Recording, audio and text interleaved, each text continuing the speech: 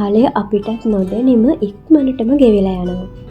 බලන්නකෝ ඉතින් අපේ චූටික්කට දැන් අවුරුදු 9ක්.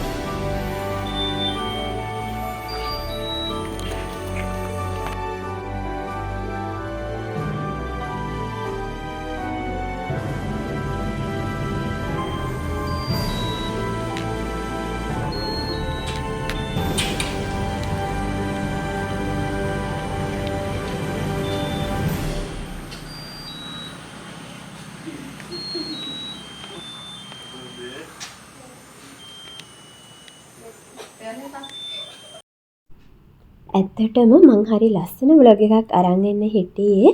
එදා උදේ ඉඳලා මම බබාගේ බර්ත්ඩේ එක වෙනුවෙන් කරපු දේවල් එක්ක. ඒත් මගේ ක්ලිප්ස් ටික ඔක්කොම ඩිලීට් වෙලා ගන්න හැදුවා. ඇප් දෙකකින්ම බැලුවා ඒත් බැරි වුණා. ඉතින් මොනා කරන්නද? අන්තිමට මල්ලිගෙන් තමයි මම මේ ටිකත් ඉල්ලගත්තේ.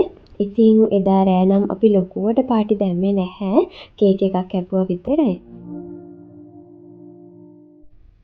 ඉතින් ඒ කොහොම වුණත් සුබ නෝනේ ඔයාට සුබම සුබ උපන්දිනයක් වේවා. අපි හැමෝම ඔයාට හරිම ආදරෙයි.